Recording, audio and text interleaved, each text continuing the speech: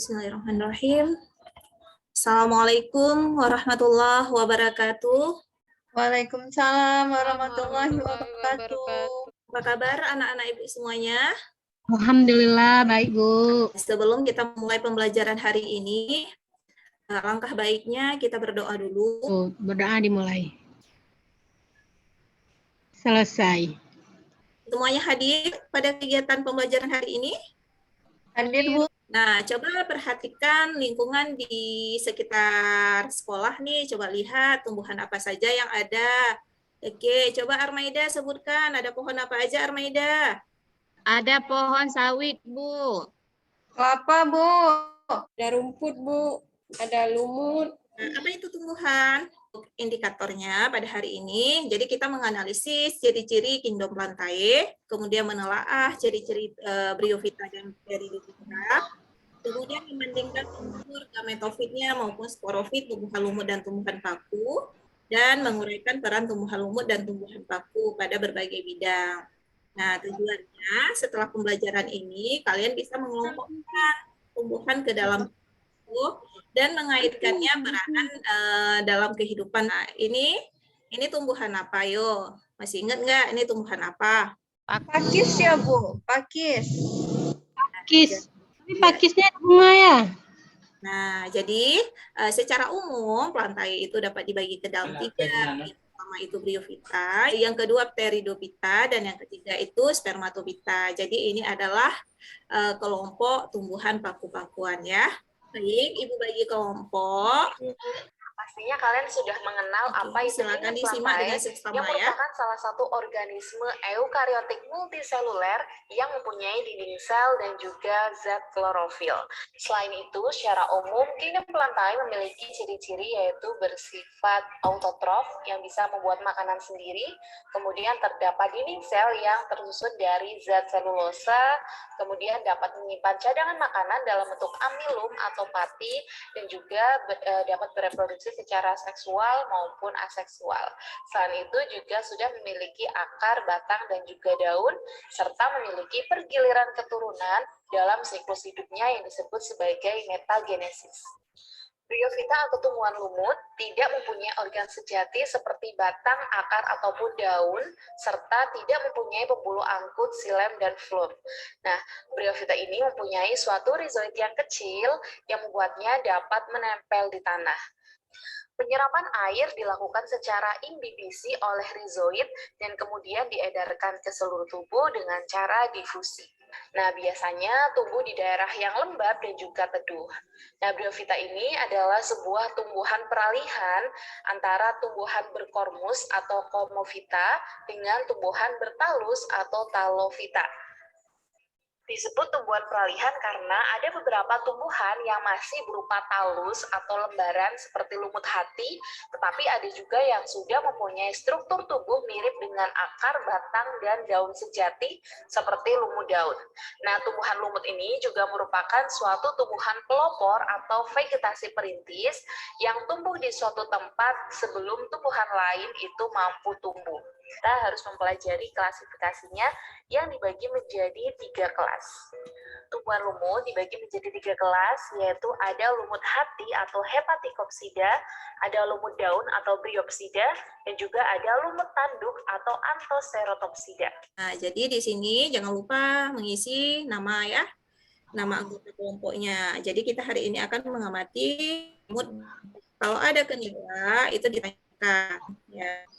Nanti setelah itu kalian juga langsung nih dan mengisi LKPD-nya. Ibu kasih waktu 15 menit untuk bekerja. Silakan kelompok 1. Assalamualaikum warahmatullahi wabarakatuh. Dari hasil diskusi kami kelompok 1, maka kami akan membacakan ciri-ciri umum plantae yang telah kami amati adalah merupakan organisme multiseluler, habis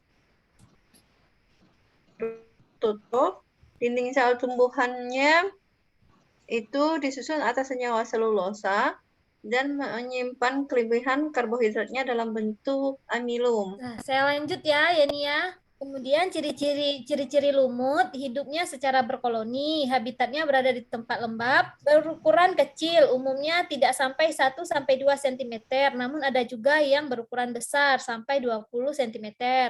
Umumnya tergolong multiseluler, mengalami metagenesis dan merupakan peralihan antara Thalophyta dan Cormophyta. Oke, cukup. Oke, bagus ya presentasi dari kelompok 1.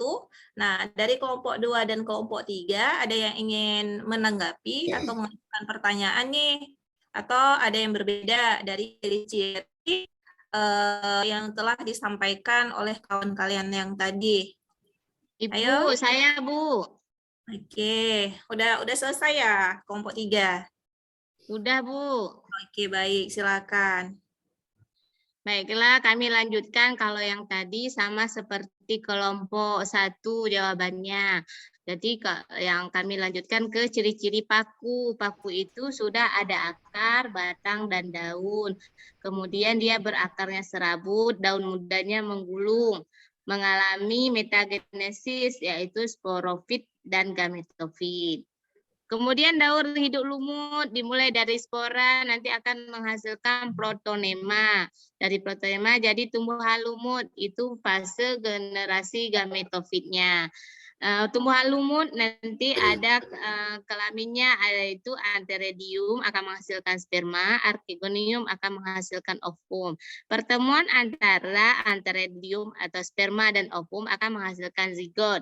Zigot nanti akan menjadi sporogonium itu dan melanjutkan sporangium. Fase sporogonium dan sporangium itu disebut dengan generasi sporofit. Sporangium akan menjadi kembali spora. Ada yang ingin menanggapi lagi? Bu, mau tanya. Iya, boleh. Yang mau kami tanyakan, di mana beda sporofit dengan gametofit tuh, Armeda? Begini Rahma, bagus pertanyaannya Rahma ini. Kami jawab langsung Bu ya. Iya, boleh.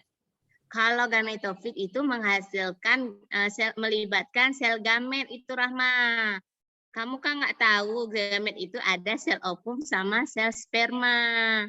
Kemudian sporofit itu sporofit, katanya sporofit. Jadi dia itu melibatkan spora. Ya, kelompok 2 nih. Peranan lumut dulu atau bryophyta. Pertama ada lumut yang mati dapat dijadikan pupuk. Kedua, meningkatkan sumber air. Ketiga, dapat dijadikan obat anti jamur. 4, menahan tanah agar tidak mudah mengalami erosi. Mencegah bencana banjir. Mempercepat pertumbuhan rambut. Mensuplai oksigen untuk tumbuhan dan manusia. Dapat menghilangkan racun dari bisa ular. Mengobati luka bakar dan luka luar akibat tergores.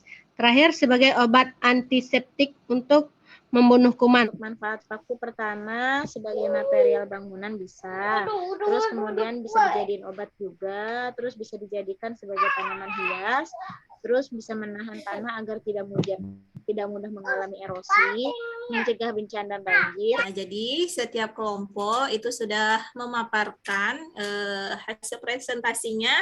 Nah, mana posternya? Sekarang kita review bersama ya materi kita hari ini itu terkait ciri-ciri tumbuhan.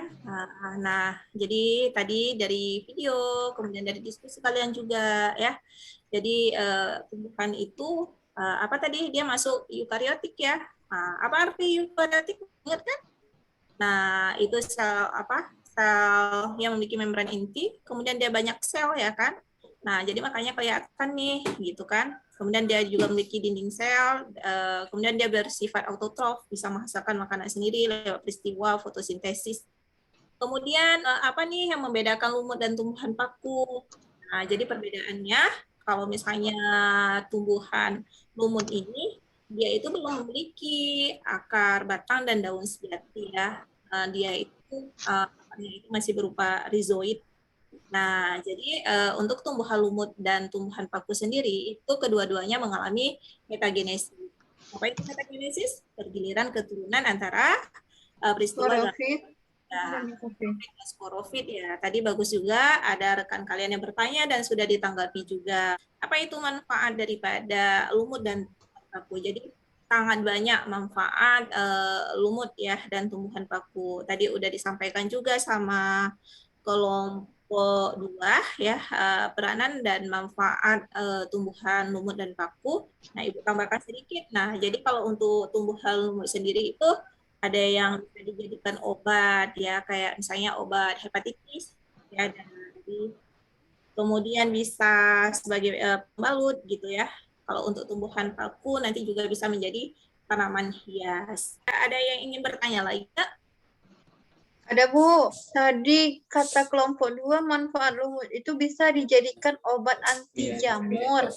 Yo, siapa yang bisa menanggapi pertanyaan dari rekan kalian? Jadi lumutnya diolah jadi obat anti jamur yang itu. Baik, nih pembelajaran kita cukup sampai hari ini.